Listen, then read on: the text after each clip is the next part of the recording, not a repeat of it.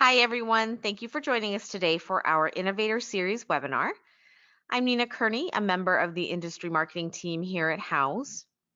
For today's session, we'll be discussing how to stop losing the architecture projects you should be winning. Just for a little housekeeping before we get started, our session is moderated, so if you have any questions, please submit them through the chat feature, which you can find on the lower right hand of your window. And if we don't have time to get to your question, our team will follow up with you directly after the session. And now I'd like to welcome Enoch Sears, AIA. He is a highly sought after architecture firm business strategist. After years of working as a successful architect, he left the profession to focus on helping architects build a highly profitable and impactful practice. He is the author of the book Social Media for Architects and host of the #1 rated interview podcast for architects, The Business of Architecture Show, where leading architects like Arthur Gensler Jr. and Tom Main share strategies for success. The Business of Architecture podcast has more than 1 million downloads, and the Business of Architecture YouTube channel has over 15,000 subscribers. You can find out more at businessofarchitecture.com. Today, he will be presenting on the topic, how to stop losing the architecture projects you should be winning. And now I'd like to hand the presentation off to Enoch. Take it away. Thank you, Nina, for that wonderful introduction, and congratulations on pronouncing my name correctly. That's not always the easiest thing to do. So I really want to welcome everyone out to today's presentation. I always love sharing these concepts, and I just want to go over quickly an intro of what we're going to be covering, and then we'll also have some time at the end for questions. On this training, you'll discover a process for winning the projects that you want. And I work primarily with architects, engineers, interior designers. But if you're a professional or a service provider that deals with homeowners, you will find that these strategies and principles will apply to what you do as well, and you'll find them to be very, very, very valuable for you. Now, the goal here is that when you're out there and trying to figure out what clients you should work with, we need to make sure that we're honing in on the clients that are actually a fit for you, because we don't want you just taking on anyone. And you're going to learn how to do this even if your fees, the prices you're charging, are much higher than your competitors, by doing the exact opposite of what everyone else is in your market is doing. Now, here's just an example of this, and I'll come back to this little case study later, but this is an architecture firm client. And you can see here this email exchange that he sent to me. This was, he copied some verbiage from his client. He had given this client a proposal, and the client came back, and you can see it's enlarged right there on the right-hand side where the client says, Zeke, we got back your proposal, but we're wondering why it's double the other two architecture proposals.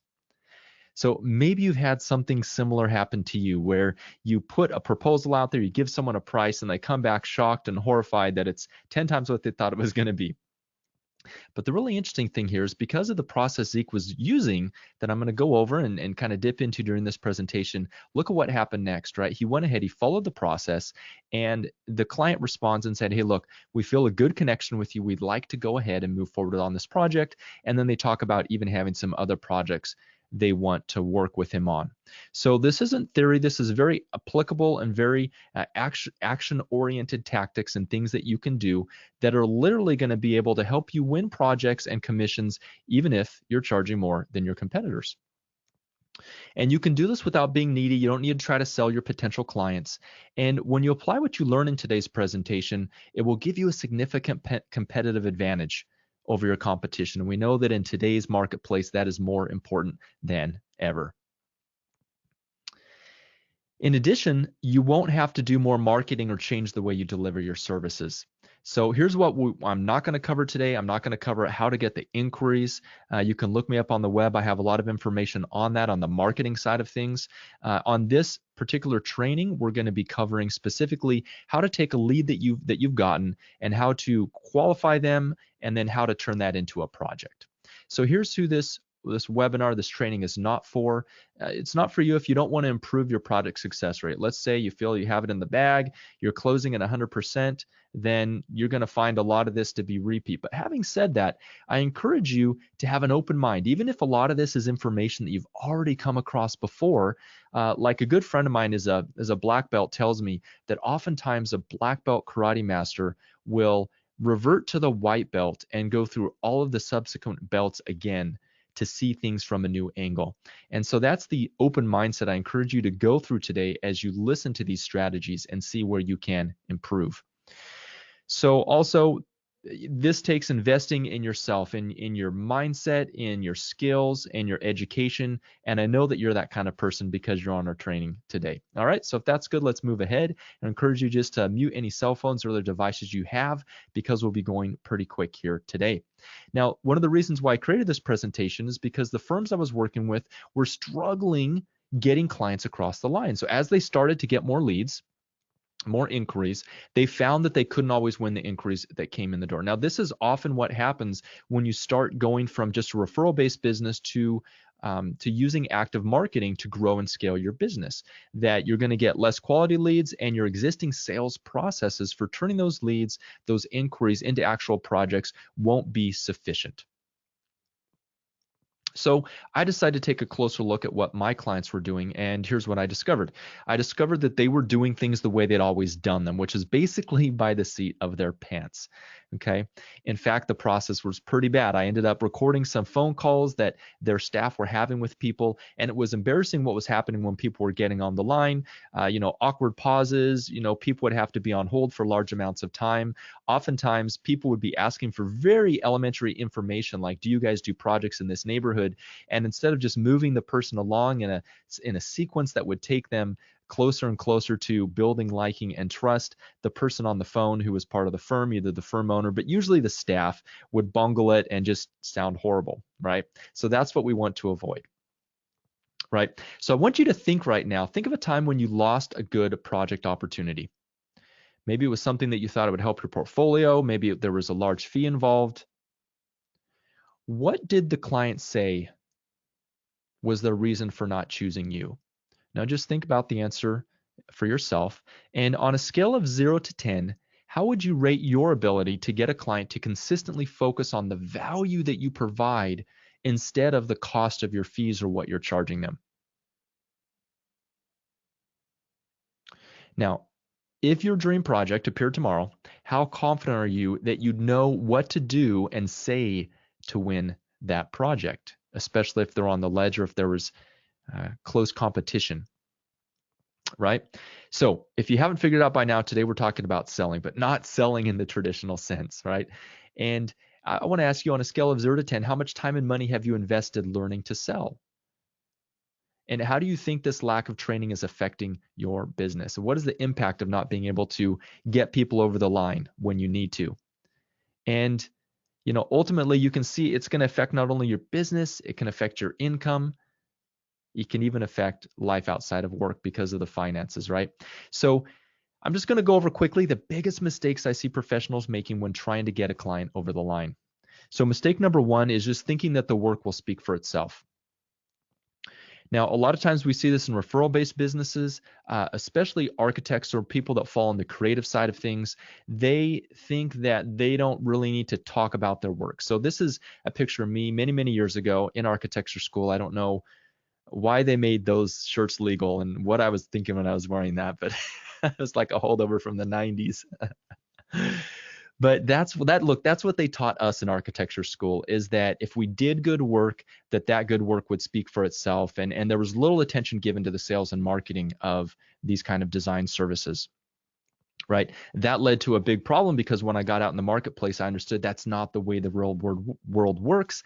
And in addition, a lot of consumers or people out there, they're not highly trained experts in architecture. And so they don't have the ability to really, really tell what architecture is going to be great architecture versus architecture that is not so great, shall we say. Okay.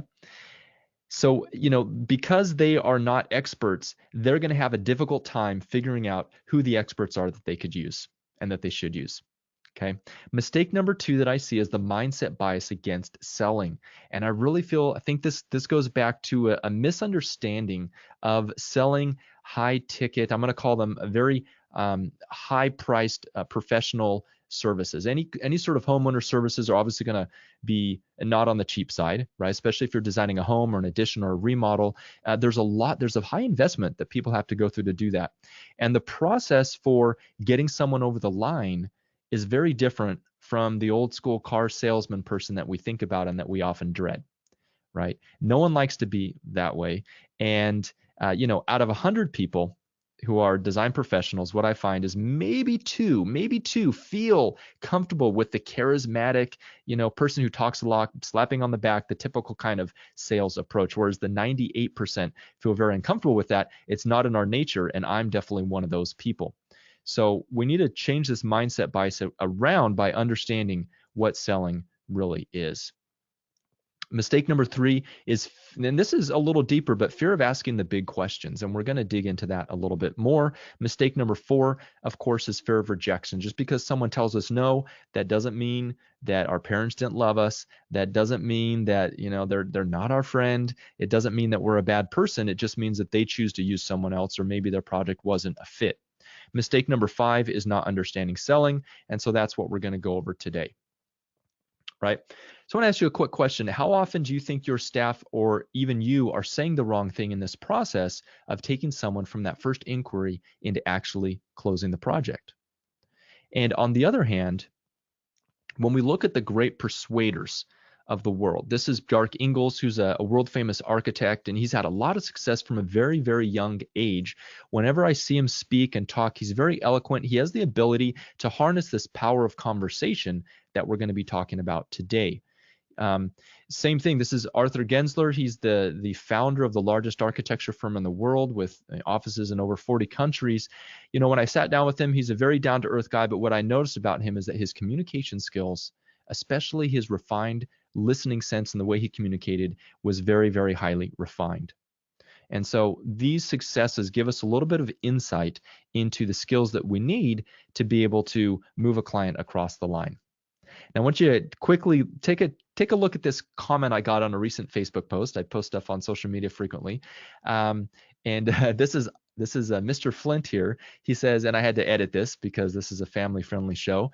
Either you have the personality where all this comes natural or you fail. Nothing of this can be taught. So Mr. Flint here has what I would call a fixed mindset. But I want to ask you, just think to yourself, what do you think? Can the skill of persuasion and selling that we're talking about today, can this be learned? Well, this is the results of a survey that I sent out to my email list. And you can see here that fortunately of those people on my list, most of them believe that project winning is a skill that can be learned. And that's great news for all of us, because it means that even if right now we're unsure about what to say, maybe we've been doing it so long we feel comfortable with it, but there's questions about how we should approach it or how to approach certain objections or situations that we handle, that we can overcome these through application and study. So here's the fact. Scientific evidence doesn't support the notion that specific natural talents make great performers. And this is great news for me and anyone else who hates selling, because we don't need to be born out of the womb excellent salespeople. We can learn these skills, and a lot of people actually have to unlearn the skills that they thought they knew once they discover this proper process. Author Jeff Colvin goes over this in his book, Talent is Overrated. And in this book, which I highly recommend, he reveals 3 counterintuitive truths about talent. Number 1, that exceptional talent is a function of hard work over time. That is the truth that he reveals, right? That actually what we call talent is because people have dedicated themselves to acquiring mastery over a particular skill. Number 2, there is a blueprint that you can follow to get talented, which is deliberate practice. He goes over that in the book. Number 3, you don't have to be virtuoso level to outrank your competitors. And so this training is a great resource for you, that you can use these skills to get the edge. Now, the other thing he mentions is those who only read don't improve, those who implement grow and thrive. So I encourage you to take down notes on what you learn in this presentation today, and not just think about them, but actually try to practice them in your client conversations that you're having with people who are considering using your services, right? So these skills can be learned with the right blueprint and implementation. And this is great news for all of us, right? So we're going to go over the skills. We're also going to talk about the framework for implementation. And truly, this is something that can change your life, because when you're able to approach this conversation, you'll be able to charge higher fees and still beat your competition, right? Now I'm going to go back to another survey that I sent out, because here's top 3 concerns that I find that home design professionals, home improvement professionals have, right? Number 1, at least the ones on my email list. How do we know if this client or project is a fit? We don't want to end up working with someone who is going to drive us bonkers, end up becoming a legal battle, or otherwise ruin our stellar reputation. Number 2, clients focused on cost of fees instead of value of design, right? So how do we turn the conversation from how much do you charge, wow, that's a lot of money, to this is great, let's move ahead. And number 3, how do we stand out from other firms, or in your case, or your competitors, right? So today's 2 big lessons that I'm going to be going over. Number 1 is how to stop wasting time with projects that aren't a fit, how to avoid those problem clients, and very quickly make sure you're not spending a lot of time talking to people who won't be a good fit. And number 2, how to overcome the client fee obsession and get people across the line. So first, let's look at, I'm going to reveal the typical sales process. And I know this process is very, very similar for most home improvement professionals, because I work with a lot of them. I just had some plumbing repairs done that were very costly in my home. And this is the same process, right? So number 1, you get the lead. Number 2, you try to book that into a meeting. Now, the meeting may be a phone call, it may be face-to-face. And number 3, you give a proposal where you reveal the fee and what it's going to cost. And there may be a subsequent meetings in between the meeting and the proposal to kind of hash out the scope of work and figure out how much you're going to charge, right? All right, so what's happening here? We're moving way, way too fast without laying the proper foundation. We need to slow down. Just like courtship, the same thing applies to these kind of closing client conversations, is that it's a process that needs to be taken place step by step.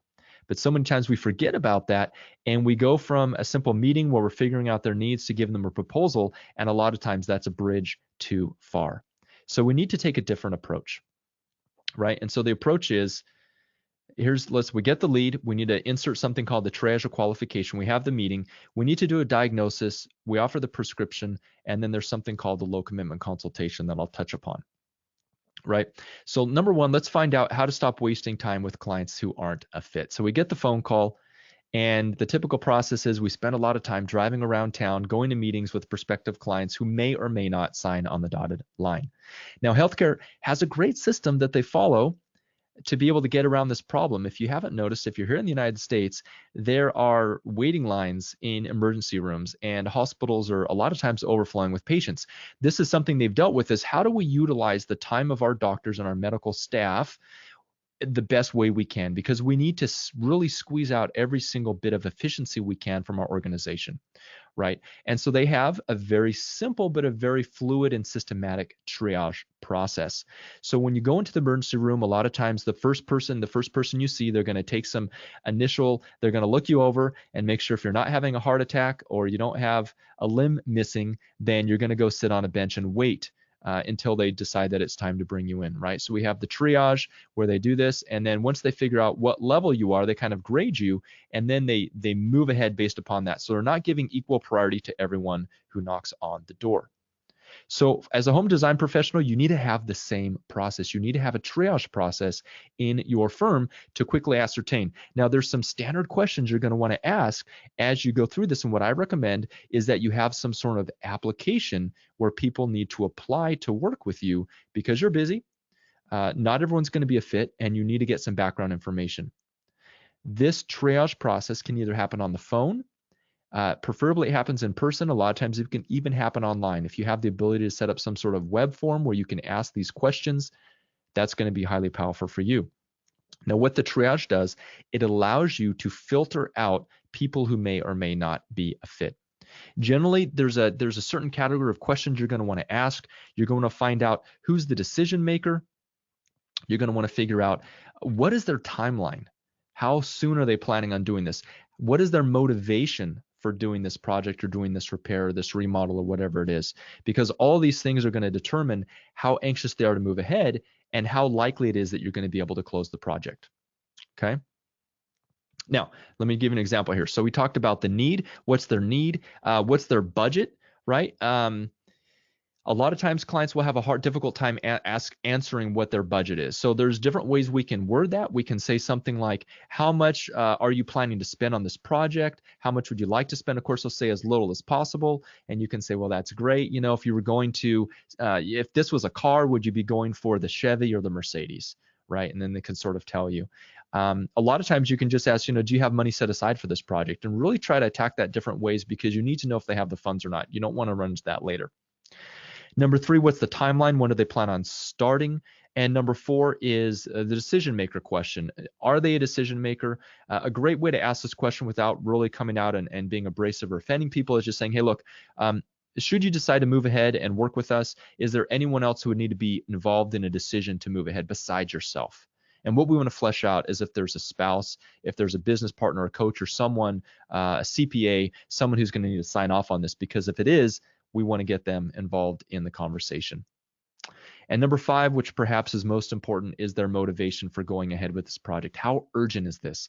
What is the impact to their life, their business, their home life, whatever it is that they're doing the project on, if they don't get it done? Okay. So I want to quick check in with you here, and you don't need to answer. You can just think to yourself, but I want to ask you, do you think an application process like this, if you set this up, if you trained your staff or your person who's answering the phone, or even you, to quickly be able to triage people so you could then put them into your buckets, do you think that would help you not waste time with people who don't have real projects or aren't willing or able to pay your fees? And that is definitely what people have found. Now, one of the hidden benefits of having this application process, and it's important that this is an application, that they understand that you don't work with everyone. You don't want to. Certain people are a fit, and if they're not a fit, then you have resources and you can refer them to people who are. Right? The hidden benefit of starting out this way, starting on the right foot, is that the client then buys into doing the things your way instead of trying to drive the process. The last thing we want is to have that buyer being in the driving seat of this process, because you're the professional and we're the ones who need to guide them down this path.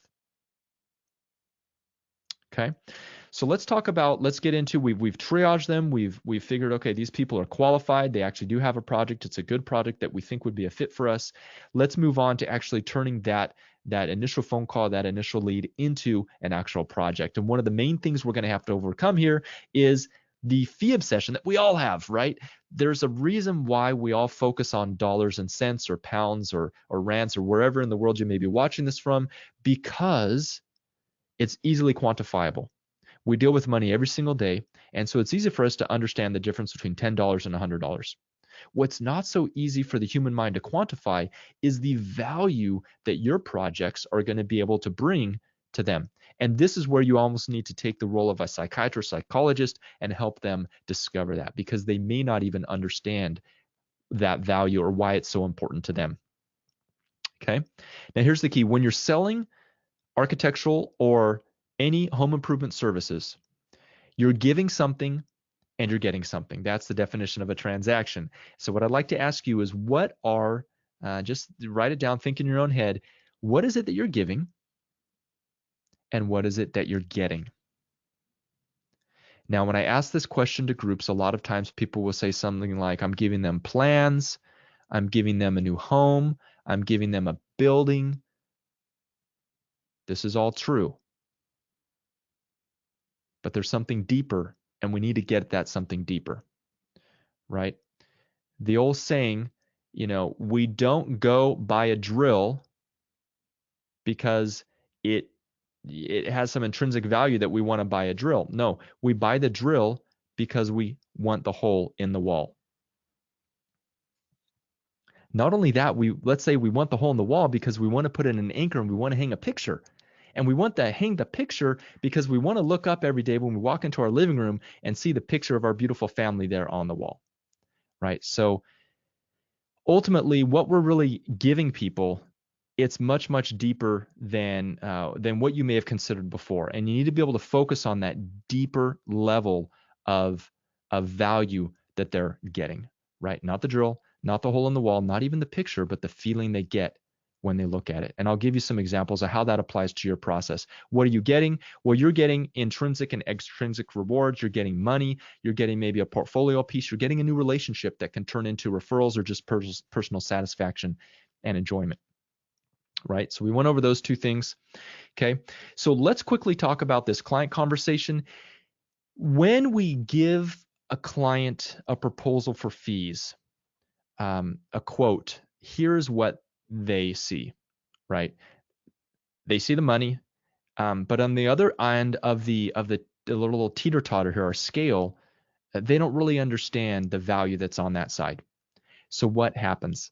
Unfortunately, this is the mental picture. If we could draw out what they're thinking in their mind when they're listening to how much we charge, when they finally understand what it's going to cost, this is a lot of times what they see when we don't follow this process that I'm going to explain correctly, right? The fees look very large and they're not really sure what they're getting, and they're comparing it to other service providers, and they're not even comparing apples and oranges. They're just very, very confused, but all they're focusing on is the fees, and they're using that as their rule, as their yardstick. Now, here's what you, whether you're an architect, designer, home improvement professional, this is what you see, of course. You see the fees. You're like, shoot, I'm barely making my margins. I can barely pay my staff. I can barely pay myself. We're going, we're bending over backwards to help you. This is the value that we're delivering over here on the right, represented by this box. So this is what you see. This is what the client sees, right? So there is a problem there. Okay. We need to align these two things, and preferably we want our client seeing what we see instead of us seeing what they see, right? Because we're the ones we're leading the process here. And I'm going to quick you a quick story about how to do this. This was recently. This is the kind of car we've had for a while now to lug around the family, and I need to get the tires replaced. So I went down to the auto parts store the tire store where they were selling me tires, and the salesman was showing me two different tire options. And one of the tire options, let's say it was 70, 80 bucks a tire. There was another option that was about 120 bucks a tire. And then there was a luxury option that was like 200 bucks a tire, $200. And I was like, well, I don't really need the Pirellis. I don't need the high-end tires, where this is a functional car. What's the difference between the $80 tire and the $120 tire? And you start listing off some features and some things like, some radial belts and this and that and the other. But this guy, he was no new spring chicken, and he'd had this conversation before. So he looked out the window there of the shop, and he saw my Volvo sitting there. He said, "Oh, Volvo." He said, "So you're getting these tires for a Volvo?" And I said, "Yeah." He said, "Well, Volvo's a great car." And he said, "You have kids?" I said, "Yep." He's like, "Yeah, a lot of people get Volvos because they're safe, right?" I said, "Yeah." He's all, "Well, then you definitely wouldn't want to put the cheapest tires on your Volvo car." Right? So, so what am I going to say to that? No, please give me I'll take the $40 tires, because you know what? Kids are replaceable. Heck no, with that one simple sentence of him tying in one of my deeper desires to my purchase for tires, it made it a no-brainer. I mean, it was going to look embarrassing if I chose the $80 tires, when people are looking over my shoulder. So I said, "Oh yeah, no, definitely, I do care about safety, and I definitely want to have a safe car. Yeah, let's just do the $120 tires." Right? So how can we use this? Let's have a look at what he did, right? So first of all, here's what I was seeing, right? All tires are the same. They're all commodities. I'm not really sure the value, the differentiation between the value of the tires. Here's what he did with focusing my mind on the fact that there's a safety quotient involved with this. He instantly tilted the scale to where I was willing to pay way more than I was previously to get that end result. Right. So I'm much more willing to pay a lot of money for ensuring the safety of myself and my family, as opposed to buying some rubber and some steel belts and a set of tires. Right. Is this making sense? Do you see how we need to get deeper into the hidden drivers and motivations of our clients? Right. So with his one statement, you'll definitely want to go with the safer tires. He turned the tables on me. Right. So the key to being able to change this client conversation from having them focus on the fees is that you need to make it clear and help them understand that you are selling value, which it needs to be determined. It needs to be defined in their own terms. You're selling that at a discount. So they're thinking, wow, I'm getting a lot of value for the money that I'm giving up in this transaction. And to do that, we reframe the client's perspective. Now, the key to doing this, the first key is understanding the client's motivation. So my motivation in this story was safety. Now, it's important that there are service motivators and there's subconscious motivators. And which ones do you think are more compelling, and persuasive. Right? Let's have a look. So let's talk about a homeowner conversation. So once again, they see your fees, right? Let's just give an example of, say I'm talking with a potential a couple, and they want to remodel their home. They want to enlarge their home. Okay? So they tell me, I get in this conversation with them, and the key to doing this is just asking why until you can drill down to maybe the fifth, the sixth, or the seventh, or the eighth why, until they finally reveal or share with you the motivators that are more important. And it's going to take some skill over time to help you identify this and finding out exactly, because it's different for every person what really motivates them.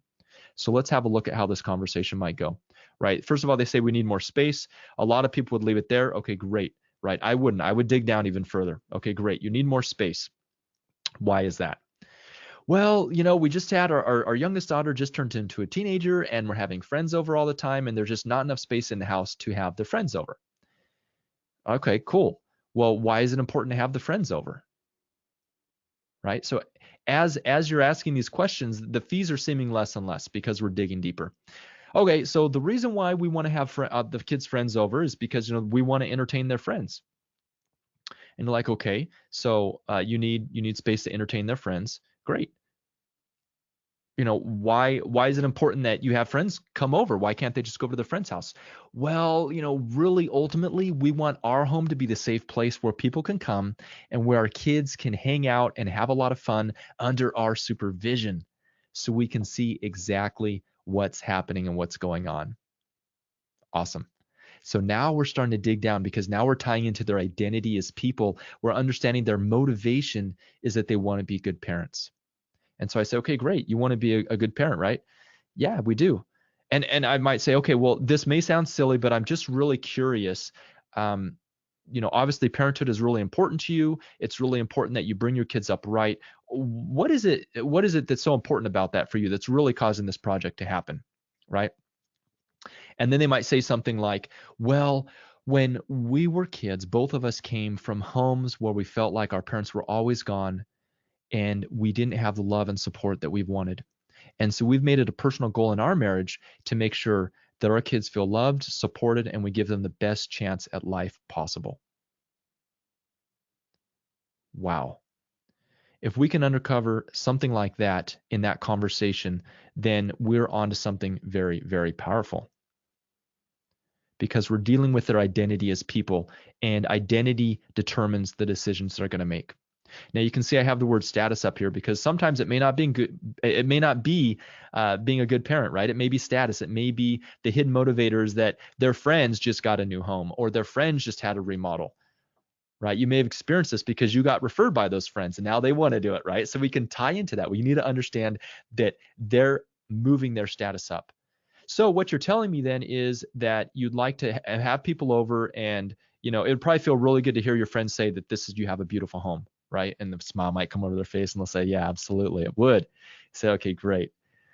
So we're tying this back to their identity of actually who they are. Now, when we do this properly, when we're able to uncover that hidden motivation, here's what the client gets. Right? Who wouldn't pay a lot for safety? Who wouldn't pay a lot? What's the price on being a good parent and having kids that turn out to be productive, valued members of society? I mean, there's almost no price that anyone wouldn't pay in their right mind to be able to get that, right? So what we've done now is this teeter-totter has shrunk. The fees are small. We've moved the conversation to the value. And this is hugely important. So let me ask you a quick check-in question here. If you could reframe the client's perspective to see the value brought by the investment, do you think you'd hear less of your fees are too expensive? Yeah, of course, right? So here's the new definition of selling that I want you to take on. A lot of times we think of selling as the high-pressured used car salesman approach. We all know that doesn't work, and I know no one here is probably using that approach, and we wouldn't want to, right? Because it makes us feel extremely uncomfortable. But that's actually the incorrect version of selling.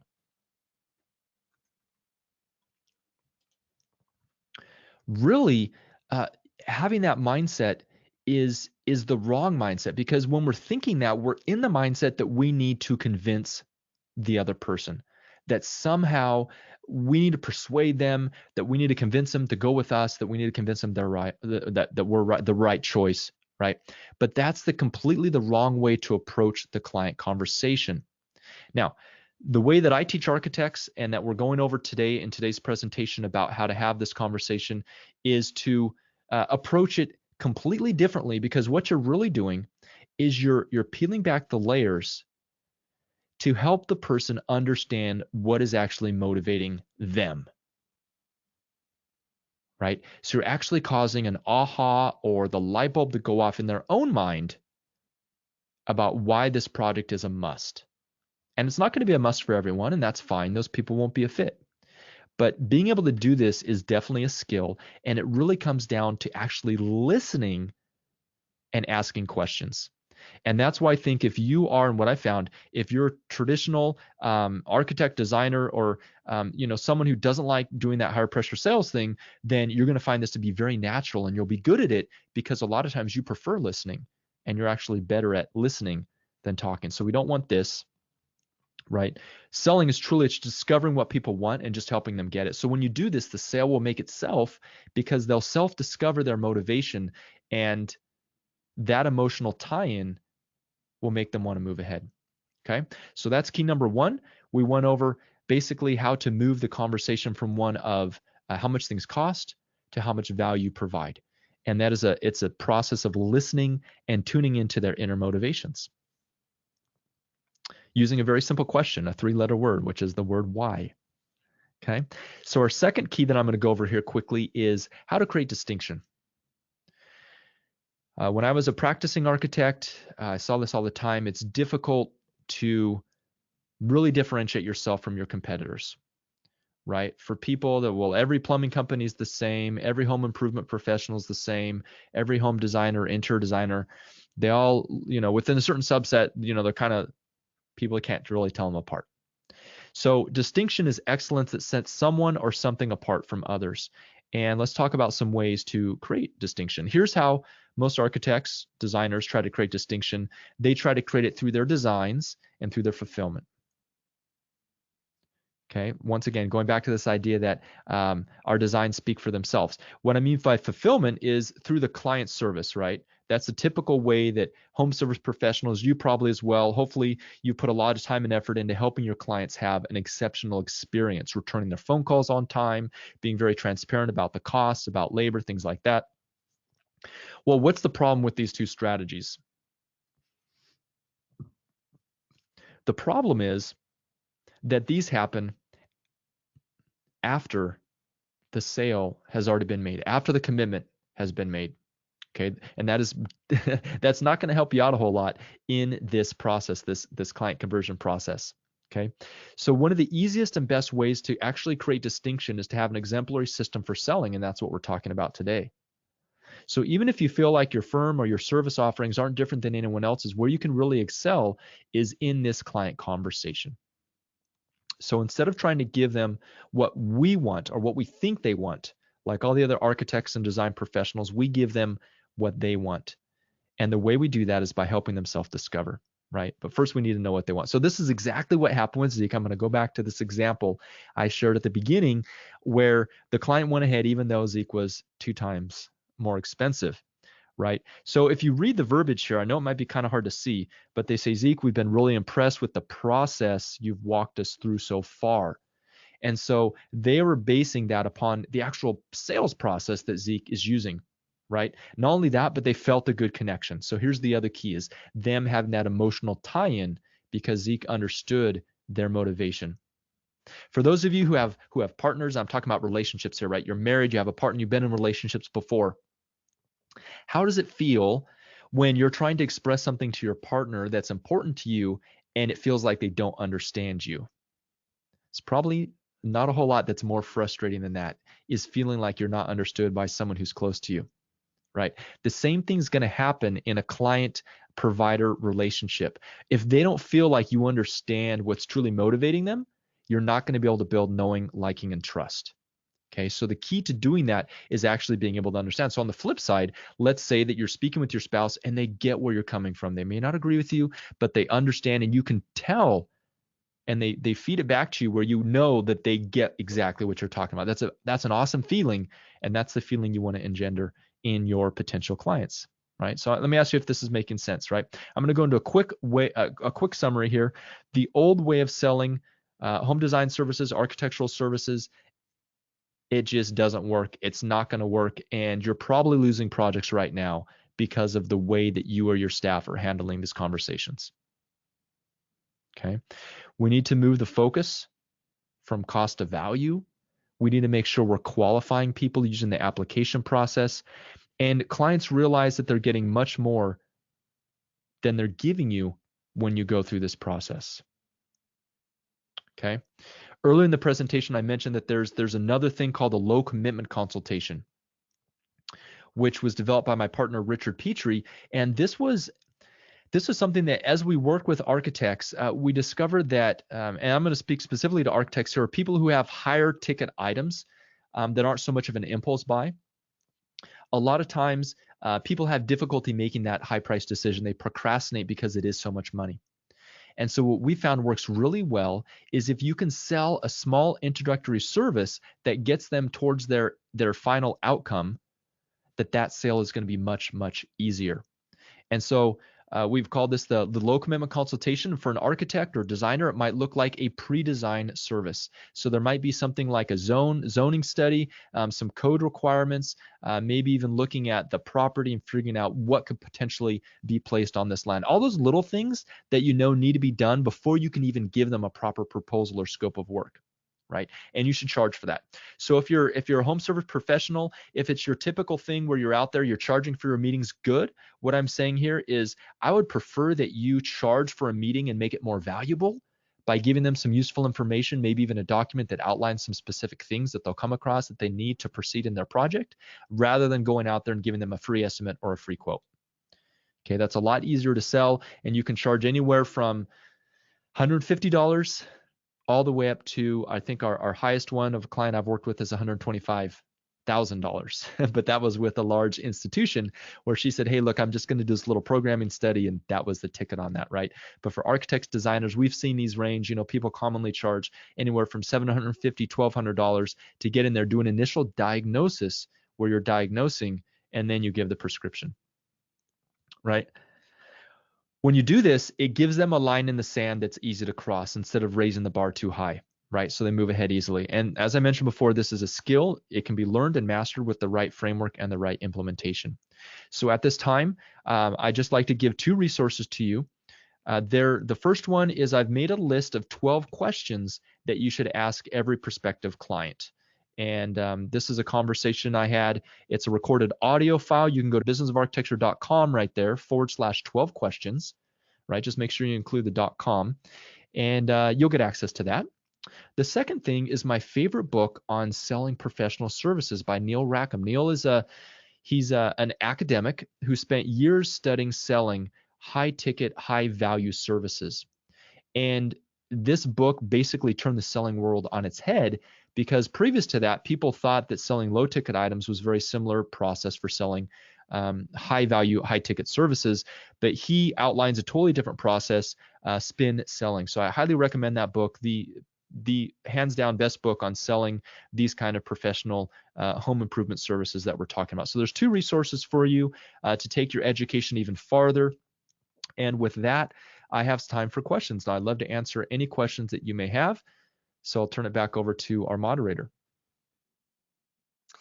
Great. Thanks, Enoch. I am seeing some questions from the audience. For our first question, I see Andre asks, how would you recommend responding to someone who asks how much I charge? Okay, great, Andre. So obviously this is something that people think about immediately when they're trying to find a professional, is they're wondering how much it's going to cost them. As I mentioned, we need to, there's an error, a problem with just telling people right off the bat, even if, say you charge something per square foot or something, we don't really want to say that until we're sure that they understand what that equals in the value that they'll be getting out of the transaction. But at the same time, we don't want to seem like we're evading the question, because people a lot of times, they just want a range. They just want to know, well, give me a range of how much you're charging, right? So there's a couple ways that we can approach this, what I recommend is responding with a question, right? You can say something like, well, yeah, I'm happy to answer that question, but first let me ask you, is price your primary consideration, or are you looking for the best value? Okay, so you want to reframe the question, right? So most people will say, well, I'm not necessarily looking for the cheapest, but yeah, the best value. I mean, that's ultimately what I'm looking for. Okay. And then you can launch into, well, that's great. Well, what I can tell you is we're definitely not the cheapest. And but however, we're not the most expensive, or you can say we are the most expensive.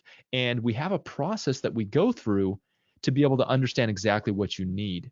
So for me to be able to just whip out a price right here over the phone would be unfair to me and to you, maybe give you false expectations, because I really need to understand even if you're a fit for working with our company.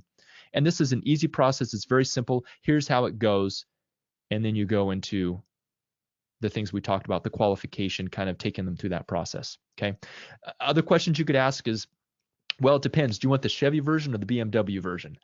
Right. And they might say, oh, I want the Chevy version. You're like, well, great. Do you want the radio in that? Do you want the OnSat? Do you want the premium wheels? And they'll say, well, I'm not sure. What are you talking about? And then you can just respond, say, look, with all of our clients and projects, they're very highly custom to the client and what the client wants. And so we need to have a more in-depth conversation to understand exactly what you're looking for before giving you a price. And ultimately, if they keep on pushing, I just want a ballpark, say, yeah, well, the ballpark is it could be anywhere from X to X, huge range, give them a huge range.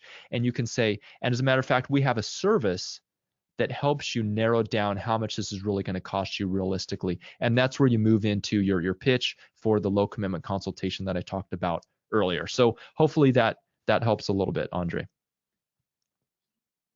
That sounds great. We have another question. Yuri asks, do you have any strategies for getting clients to make a decision and move ahead instead of procrastinating? And they do like to procrastinate, right? A lot of times procrastination happens because they're just unfamiliar with the process. And so the two ways to get them to move ahead, number one, are give them a low commitment. So if you can get them into a paid meeting or a paid consultation, that allows you some time and some space to actually build some knowing, some liking and some trust to kind of see if they're going to be a fit. The second way is to really, so the first thing is to give them a hurdle they can jump over that's very low, give them a line in the sand. And the second thing is to be able to understand their motivation. Again, if they do procrastinate, if they don't make a decision, what's the cost of that? And so when you pair those two things together, you're going to get 90% of the people who are ready to move ahead and feel a fit with you, they're going to move ahead. The rest of them, just make sure you have a good follow-up process, because not everyone's ready to. And you need to make sure you're doing your application process correctly, because sometimes they'll procrastinate because there's another decision maker. They don't have the time, right? You didn't filter those people out correctly. So if you do that properly, you're going to find that your billing rate's going to go way up, because you're spending your time speaking to people who are ready to move ahead instead of chasing people who are just price shopping. Great. Well, hopefully our pros can try some of those strategies. I do see a third question. Kobe asks, a lot of times I deal with couples who don't agree about what they want. What do I do when one partner approaches decisions analytically and the other partner makes decisions more on what feels good, more like a gut instinct? Okay, awesome. Well, that's a good distinction. And although I focused a lot on the emotion and the motivation in today's presentation, you need to make sure that you have the data to back it up. Because, like you said, a lot of times when you're working with couples, one of them may be more on the gut instinct side, where they're just going with what feels good. And you might have the accountant type that's like, I want to see the numbers and what's my return on investment, and let's put this in a spreadsheet. Right. Ultimately, you want to get away from the spreadsheet mentality. You don't want that to rule the conversation, but you do need, the more data you can have, the better. Because even people themselves, each individual needs an emotional motivation, and they also need to know that it makes sense logically, right? That there's a reason why you're 3 times more expensive. Well, it's because you're the famous designer, and they're going to get a lot of compliments, and they can tell their friends that they used you, and they're going to feel good. Right. You don't need to say that, and they're not going to say that. But those are examples of, you need to provide, number one, that gut feeling to people, and then also have the data about, here's what our clients say, here's some testimonials, here's some examples of how the property values have been increased because of our work, or et cetera, et cetera. That definitely sounds like a great solution to a tricky situation. We do have time for just one more question. I'm sure almost every pro has experienced this. Naomi asks, what do I do when someone says that someone else will do it cheaper? Okay, great. So a lot of you probably have good answers for this because you probably get it all the time. A lot of times what I find, and I'm sure what you found as well, is that there really is no cheaper when it comes to home improvement projects. A lot of times there will be your premium provider out there who is charging a lot more than other people. In that case, there may be a cheaper, but usually, it's going to cost what it costs to get it done. And so a lot of times we know when people come in with other quotes is because something's being left out. They're not comparing apples to apples. And then that's where you want to dive into the question of you want to really say, okay, well, that's great. I understand that they're going to do it cheaper. You can just shock them and say, that's fine, go with them. That's fine. Or you could dig into it. And a lot of times that will cause them to ask, well, why are you more expensive, right? The good news about this question is if they're asking you that, it's because they probably like you better and they'd rather work with you, but they just need some help getting over the line. And so what you can say is, well, we do get that frequently, and as I told you, we're not the cheapest people in town. We focus on the value that we provide to our clients, and what we generally find, almost without exception, is that there's usually something that our competitors are leaving out that we provide that's very important to your project. So, shall we take a closer look at what they're providing and what they say they're providing, or are you guys just ready to move ahead with what we're offering you here today? Right? I wouldn't negotiate down on fee. I wouldn't say, well, hey, we'll match that. We'll give a 20% discount. I'm always a fan of there's a lot of things you can do before lowering your fees. I'm a big fan of increasing the value, right? Maybe you can say, look, this other company does this, but here's the additional value that we provide. That's why we charge more, right? Because our technicians are available. My supervisor is available 24/7. You can call in to my office anytime. We have a hotline where you can get a hold of us, or we have these. It could be the experience as well. That people are willing to pay for when they come into your office. You give them some tea and a nice biscuit, right? So there's a lot of things that you can do to get away from being the cheapest shop in town, and you really don't want to go that route unless you want that's your competitive advantage, unless you are the cheapest and you can really deliver on that. You want to position yourself at the premium end of the market and then make sure that if someone is still focused on price after all we talked about today and they say that someone else will do it cheaper, that you need to move that conversation back to the value that they're getting. So hope that helps. Great. Well, thank you to everyone who submitted questions. If we weren't able to get to your question, a member of our team will follow up. And a huge thanks to Enoch for taking the time to share your experience with us today. I'm sure our audience has learned a lot, and we're always excited to share your insights with our house professional community. Good. Thanks. I appreciate that. Thank you. That's all the time we have for today. Thank you to everyone for attending, and we look forward to seeing you at our next webinar.